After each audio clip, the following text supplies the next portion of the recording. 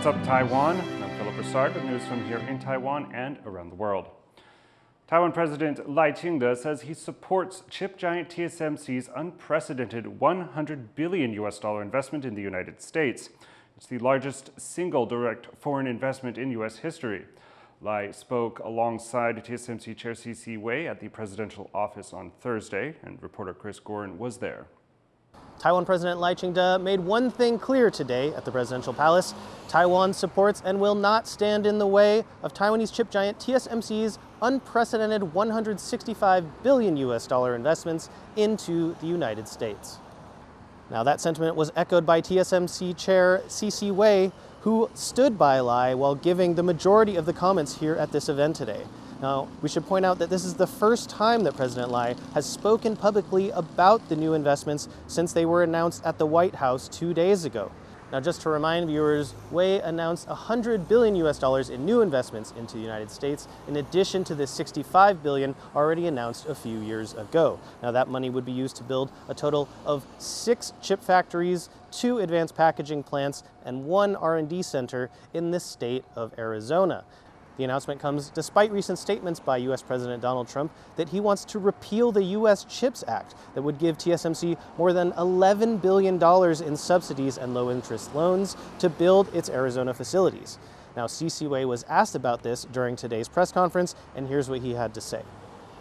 我们不是因为补助才去的，我讲的一个最重要的，我们是因为客户的需求，所以台积电能够成功，都是因为我们跟客户 互相的配合，政府在台积电赴美的投资的过程当中，并没有接受到来自美国的压力，并没有。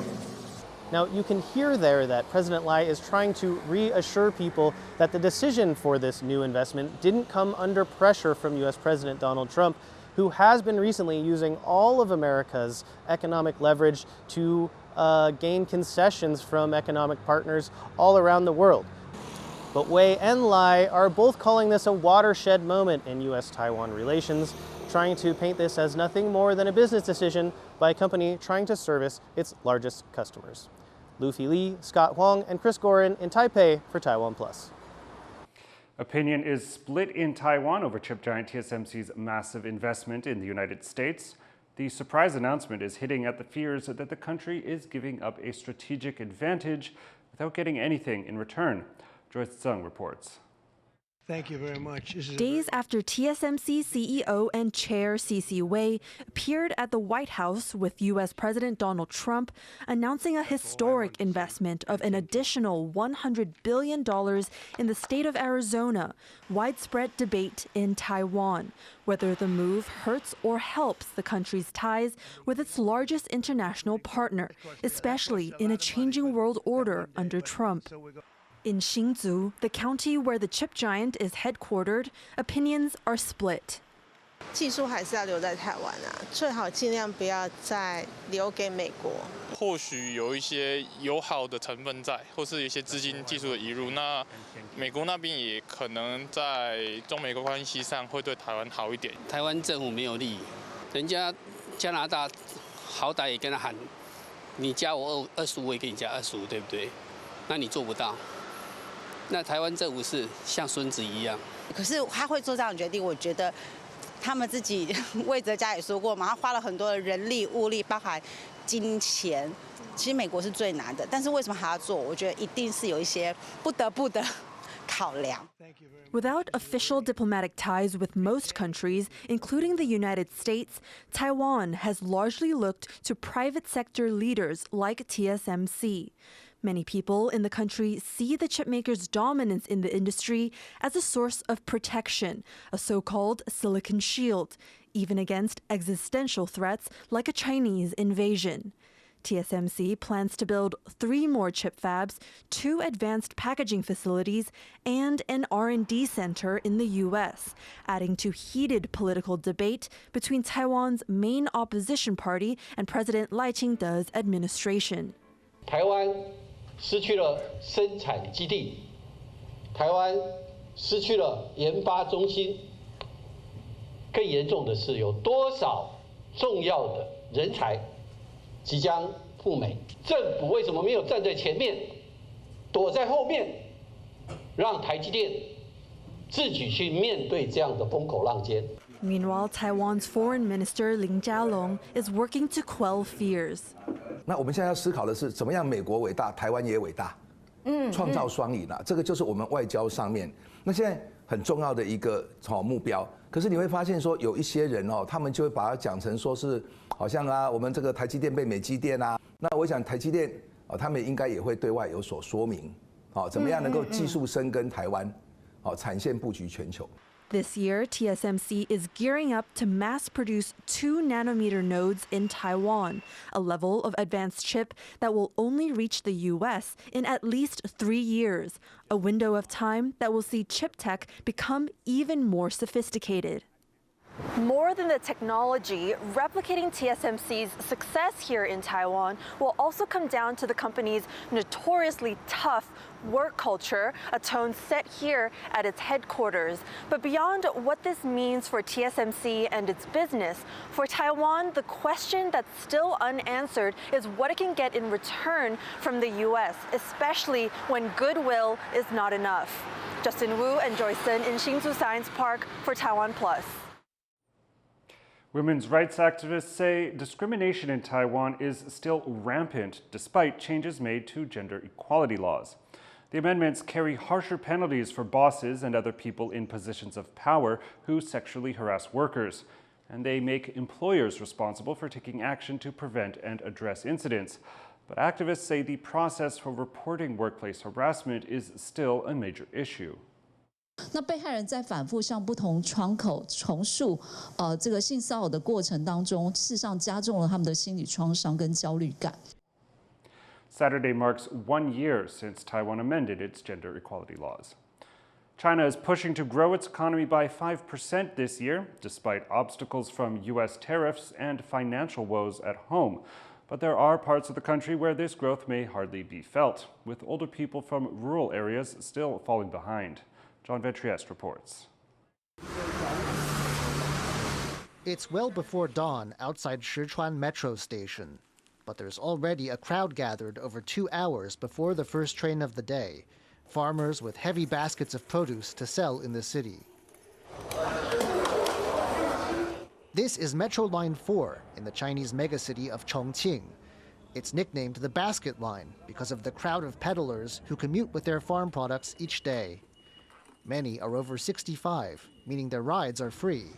But it's a grueling daily journey downtown and back, with dozens of kilos of wares carried on poles. 还是专线是可以，都是我们从家头来要走1个小时，要走1个小时。我今天都是遇到好心人，别个车子把我送带都来的。And the sheer number of farmers, each with so much fresh produce to offer, means prices are low, and the daily take may only be a few US dollars. Still, many of these farmers are past the age when they could find other work, and with average rural pensions much lower than those for city dwellers, around 20 US dollars a month, every bit counts. Far away in Beijing, China's leaders know all about farmers like these, and they haven't forgotten the rural poor. In a report they released Wednesday during their annual 2 sessions meeting, they promised solid steps to advance rural reform and development, and help for low-income rural residents. Still, China has other big priorities. It's boosting defense spending by 7.2% this year. And it's aiming for 5% GDP growth too, despite a trade war with the US and a range of woes from youth unemployment to a property debt crisis and sputtering domestic consumption. That last bit, weak consumer demand at home, is one of the chief problems China wants to overcome to hit that 5% target. But to do that, it may need to first turn its attention to higher earners' bank accounts. So it's quite clear the government wanted to boost the middle and low income households' income and their income expectation. But I think they need to focus more on the middle class and the middle and high income household as well, because they are also suffering because of the troubles in the housing market. And we all know that the housing market will also affect consumer sentiment through wealth effect. So, back beneath the sleek modern skyline of Chongqing, the regular slog on the basket line goes on. As Beijing pushes for strong growth, talk of 12 million new jobs in China's cities has little impact on these folks from the countryside. Some of these poor farmers who've been left behind in China's economic rise say they have little expectation things will change. 种植肥料、农药太高了，你睇老实说，好，只能说搞来将将就就的呀，只要不拉账，有点希望吃都得行，也不想发啥子财。 In the world's second biggest economy, the benefits of rapid growth haven't been even. And as in many countries, there are deprived areas and poor groups of people waiting for the swift development in the cities to reach them. Andy Xue and John Van Trieste for TaiwanPlus. Old and new, modern and traditional. By performing as a J-pop idol and a Cantonese opera singer, one Hong Konger straddles both worlds. Cadence Quanta reports.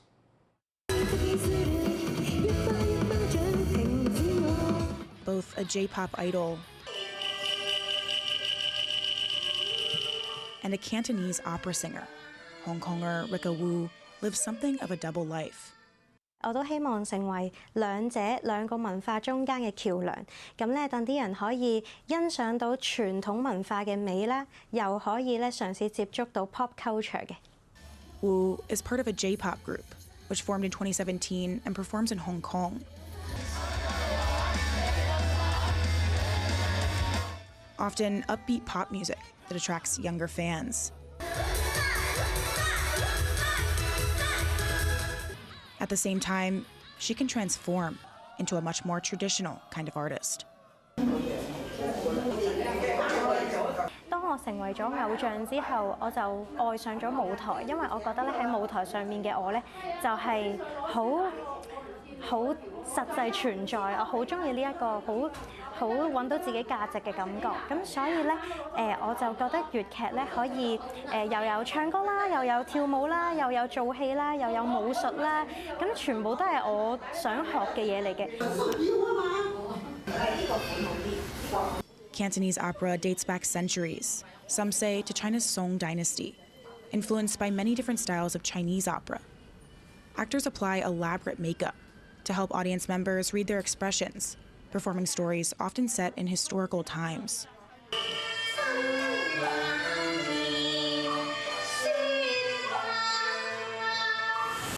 The art form soared to popularity in Hong Kong, where Cantonese is spoken, in the 1950s and 60s. But since then, it's been in decline. Still, Wu decided to pursue it, inspired by her grandfather, who worked on opera sets. 加上佢係一個好源遠流長嘅中國傳統藝術，咁所以咧我就揀咗學粵劇，咁就可以令到等我第時譬如冇再做 idol 啦，我都可以繼續作為一個粵劇演員咁樣去留喺舞台上面。Now, she's introducing her younger fans to the art form, helping to keep it alive, with many following along on her journey. 咁我最初係由睇佢嗰啲訪問，跟住就再睇佢表演，覺得佢表演又係好 charm 啦，好穩定。咁唔單止係idol 嘅表演啦，再加埋粵劇嘅表演啦，咁各方面我覺得佢都好好咯。Embracing both modern music and ancient art forms, Wu is straddling two worlds, old and new, advancing pop culture while keeping tradition alive. Fu Hua Hong and Cadence Quaranta for TaiwanPlus. Thanks for joining us here on What's Up Taiwan, and check out the TaiwanPlus website or our social media for more of our stories. Finally, we leave you with images of Egypt's Grand Egyptian Museum with more than 100,000 artifacts preparing for its grand opening in July. I'm Philip Brossard, take care, and we'll see you next time.